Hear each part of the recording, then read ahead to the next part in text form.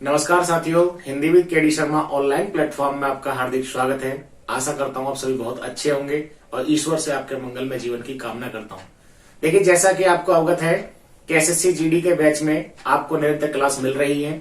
अभी पीछे हमने बहुत शानदार वाक्यांश की क्लास पढ़ी थी, तो उसी क्रम में आज हम एक नई क्लास पढ़ने जा रहे हैं। आइए बिना विलंब के आज का सेशन प्रारंभ करते हैं। तो आज की हमारी क्लास का टॉपिक है विलोम शब्द। क्या है? विलोम शब्द कहें या विपरीतार्थक शब्द कहें। देखिए, एसएससी जीडी का सिलेबस बहुत सूक्ष्म सा छोटा सा सिलेबस है, जहां पे वाक्यांश, पर्यायवाची, विलोम, मुहावरे और आपका वर्तनी शुद्धि, इस प्रकार से बहुत थोड़ा सा सिलेबस है। इसको हम बहुत जल्दी कवर करेंगे। लेकिन साथियों, आपसे एक आग्रह है कि जो भी वीडियो आपको दी जाती है उसका आप ध्यान पूर्वक अध्ययन करिए, मनन करिए और उसके अनुसार आप अपनी एक्सरसाइज को हल करिए। निश्चित ही आपकी परीक्षा में यहां से प्रश्न बनेंगे। तो आइए चलिए चलते हैं आज की क्लास पर। तो इसका नाम क्या है? विलोम शब्द। देखिए, विलोम शब्द यूं तो रटने के लिए आप बहुत सारे रट सकते हैं, लेकिन इसका एक कोई तरीका होना चाहिए कि जिससे हम आसानी से इनको याद कर सके, समझ सके, क्योंकि शब्दों का अर्थ जानना बहुत जरूरी है। देखिए, जहां तक विलोम शब्द की बात है तो विलोम शब्द का तात्पर्य है कि ऐसे शब्द जो एक दूसरे के अर्थ के विपरीत हो।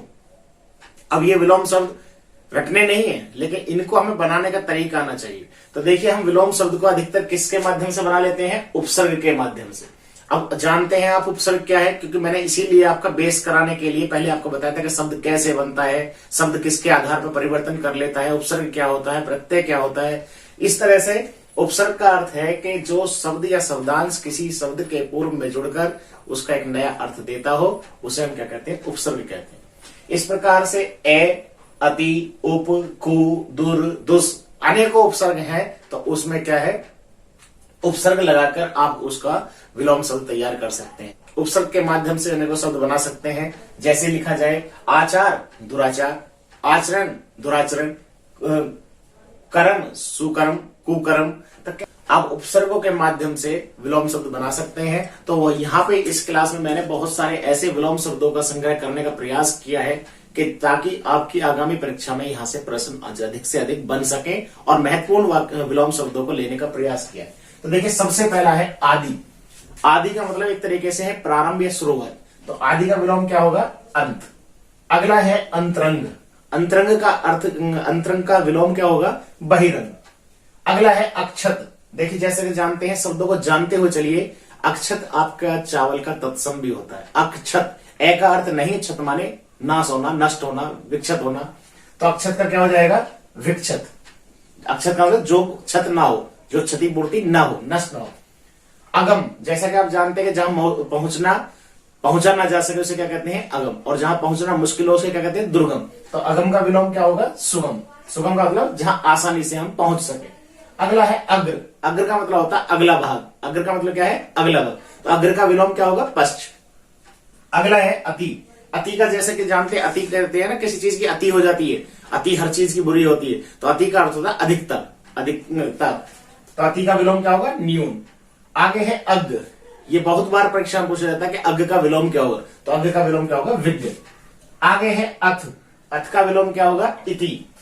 आगे देखिए, ये बहुत इंपॉर्टेंट क्वेश्चन है। स्थावर। स्थावर का विलोम होता है जंगम।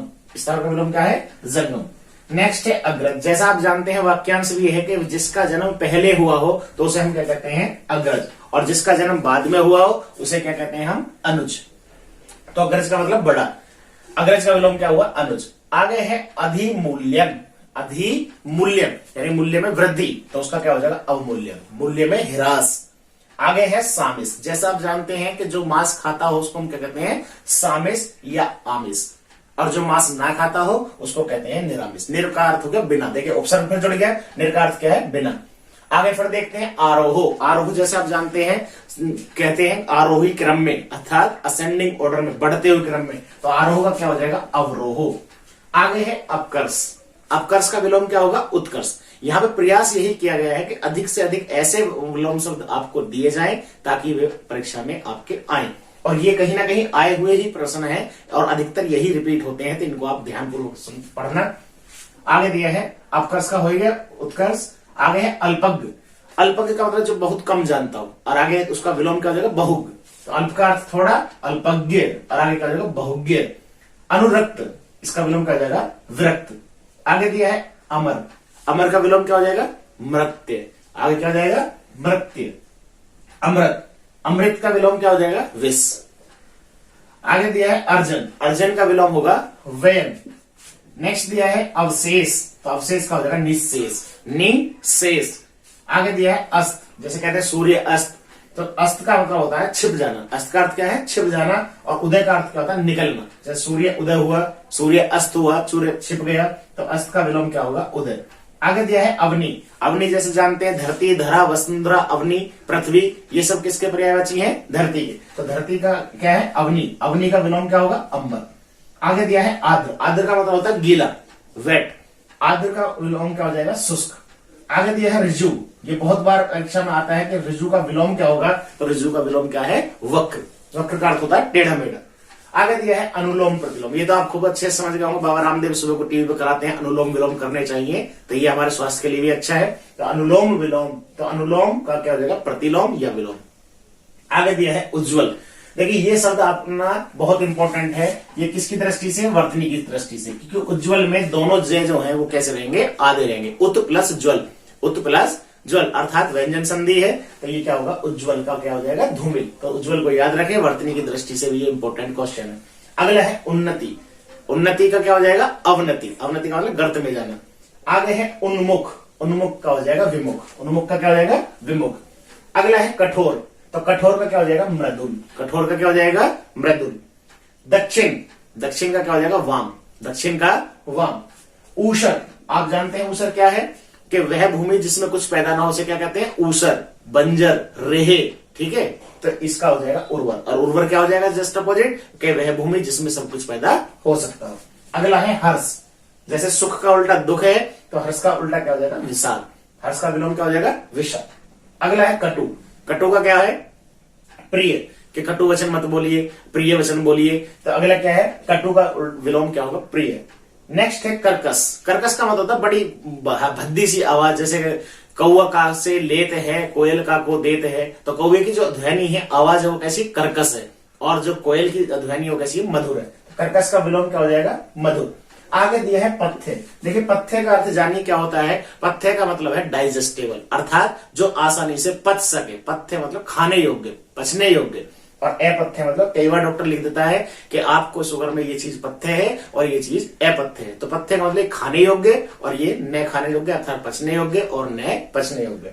एक क्वेश्चन इसी में बनता है, पिछले वाक्यांश में मैंने दिया भी था, नेपथ्य, वो होता है रंगमंच के पीछे का पर्दा, नेपथ्य। तो जो वीडियो दी गई है उनको आप ध्यानपूर्वक देखते रहिए। अगला है अतिवृष्टि, बारिश की अधिकता को हम क्या कहते हैं? अतिवृष्टि, और बारिश का अभाव जो होता है उसको क्या कहते हैं? अनावृष्टि। तो अतिवृष्टि का विलोम क्या हो जाएगा? अनावृष्टि। ठीक है, इस प्रकार से जितने भी ये विलोम दिए हैं इनको आप ध्यानपूर्वक पढ़िए, और पढ़ने के साथ साथ 1 से 2-3 बार आप इनका रिवाइज करिए, स्वतः ही ये याद हो जाएंगे। आशा करता हूं आपको आज की वीडियो बहुत अच्छी लगी होगी, और इसके आधार पर आप अपने दी गई पुस्तक में जो भी एक्सरसाइज दी है उसको हल करिए, और इसके बाद भी कहीं किसी का कोई डाउट रहता है, कोई क्वेश्चन है, तो आप कमेंट बॉक्स के माध्यम से अवश्य अवगत कराएं, अवश्य पूछिए, क्योंकि शंका का समाधान होना बहुत जरूरी है। धन्यवाद, आपका दिन शुभ हो।